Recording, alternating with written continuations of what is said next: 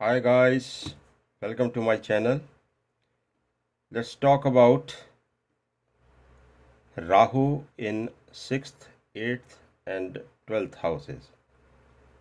So ये जो बुरे घर हैं छठा आठवां बारहवां they are classified as bad houses.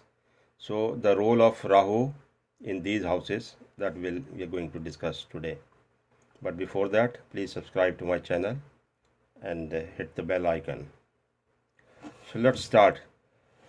Rahu, Rahu, is your passion, your whole focus of life.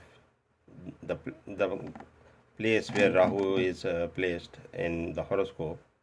So that house qualities are the ones where you will be putting lot of your efforts in this life. Sixth house. What is sixth house? Sixth house basically connected with बीमारी है, medicine है और लड़ाई है, झगड़ा है, efforts हैं, competition है.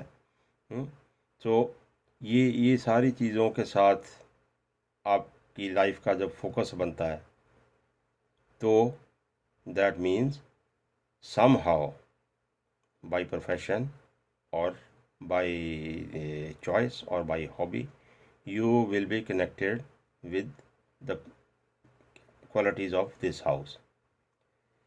एक ख़ास चीज़ देखने वाली आती है कि राहु छठे में आएगा तो वो इंसान बाई एंड लार्ज कुछ भी नौकरी कुछ भी काम करेगा बट उस काम में कोई ना कोई एलिमेंट किसी दूसरे का भला करने का एलिमेंट ज़रूर होगा. द चैरिटी और like people working in hospital, everybody gets money for whatever work they do, but जो हॉस्पिटल्स में काम करते हैं, नर्सेज हैं, डॉक्टर्स हैं और वो लोग हैं connected with medicine of course, but लोगों का वो भला ही करते हैं. लोगों का भला is a by product of their job. So Rahu क्योंकि एम्फेसिस इज़ ऑन छठा घर सार सेवा और द चैरिटी और ऐसा सोशल कॉज का है तो आप किसी ना किसी तरह कनेक्टेड रहोगे. अगर आप कोई अपनी हॉबी फॉलो करते हैं, आप एस्ट्रोलॉजर हैं या कुछ और काम करते हैं तो आप लोगों का भला ही करते जाओगे. You will not work those things for money. और ऐसे लोग क्योंकि इनका एम्फेसिस रहता है आउट ऑफ द बॉक्स जाने में, तो मार्केटिंग के लिए these people are very good. दवाइयों से कंसर्न है तो फार्मासिस्ट, डॉक्टर्स, फार्मासिस्ट हो गए और in the marketing of the medicine और ऐसी चीज़ें. तो छठे में आने से आपको ये थोड़ा सा डिजीज़ फ्री रखता है, तो बीमारियों से दूर रखता है, बट बीमारी का कोई ना कोई स्केयर आपको ज़रूर मिलता रहता है टाइम्स एंड अगेन. लगेगा और जाके चेक करते हो, कुछ करते हो तो निकलता कुछ नहीं है. तो इट गिव्स यू स्केयर्स. तो सारी मेडिसिन्स और ये सारे और they can be very good lawyers, they can be very good criminal lawyers as well, क्योंकि लड़ाई झगड़ा लिटिगेशन सारी वहीं से कनेक्टेड है. Then Rahu in eighth house, आठवें घर में आके राहु एक तो आपकी इन्वॉल्वमेंट ऐसी ऐसी चीज़ों में करता है जो छुपी हुई हैं, जो नहीं नज़र आती हैं. सो कहीं भी कोई इन्वेस्टिगेशन इन्वॉल्व है, कोई ज़मीन के नीचे कोई काम है, कोई छुपा हुआ कोई काम है जिसको ढूंढना है, तो बाई ऑडिट, ऑडिट हो गया, इन्वेस्टिगेशन हो गई. किसी को ढूंढ के कहीं से लाना out of this world occult. तो जो चीज़ें हैं वहाँ भी तंत्र मंत्र, वहाँ भी राहु की इन्वॉल्वमेंट. तो ये सारी चीज़ों में राहु इन्वॉल्व रहता है. तो बट क्रॉनिक डिजीज़ आपको देता है, सम एक्सीडेंट्स, कोई इलेक्ट्रिकल शॉक आपको मिल गई, इस किस्म के एक्सीडेंट। सो और जब 8वें में राहु आता है जिस इंसान का, उस इंसान को दूसरों के अर्नड मनी जो होती है, उसको भोगने का चांस मिलता है। अदर्स मनी, अदर सोर्सेज से पैसा आता है। तो कहाँ से आएगा? राहु, क्योंकि Rahu is emphasis on that house, उस घर से आपकी इंश्योरेंस से पैसा आता है, अनअर्नड मनी आती है। कोई आपके प्रोविडेंट फंड हो गए, कोई आपके शेयर्स का कोई पुराना दबा दबाया पैसा कहीं से आ गया, या आपका पार्टनर है, आपका स्पाउस है, उसका पैसा आ रहा है और आपका नहीं आ रहा, तो स्पाउस का पैसा आ रहा है, उसको आप इंजॉय कर रहे हो। सो वेराइटी ऑफ सोर्सेज एक तो हो जाती है, क्योंकि इनकम के ऑपोजिट घर है, this is the others income. So वहाँ पे 8वें घर में मैं राहु ये क्वालिटीज़ देता है। तो किसी ना किसी तरह तो आप कनेक्ट हो जाते हो। अब वर्क फोर्स में चले जाओ, माइंस में काम करने वाले लोग हो गए, माइनर्स हो गए, एक्सकेवेटर्स हो गए, रिसर्चर्स हो गए, रिसर्च असिस्टेंट्स हो गए। तो ये सारे डिफरेंट लेवल्स काम करने वाले हैं। राहु का कनेक्शन ज़रूर रहता है जब 8वें घर में हो।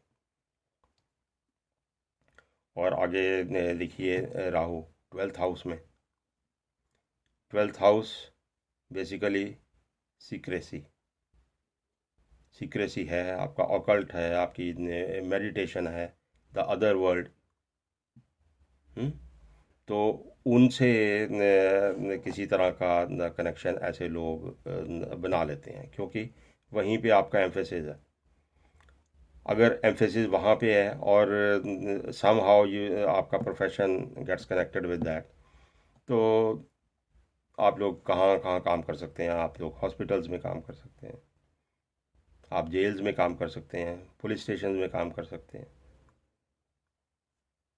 तो ये वहाँ पे ये जहाँ जहाँ भी कोई कन्फाइनमेंट आ जाती है, तो वहाँ वहाँ पे राहु 12th हाउस वाले लोग इन्वॉल्व हो जाते हैं।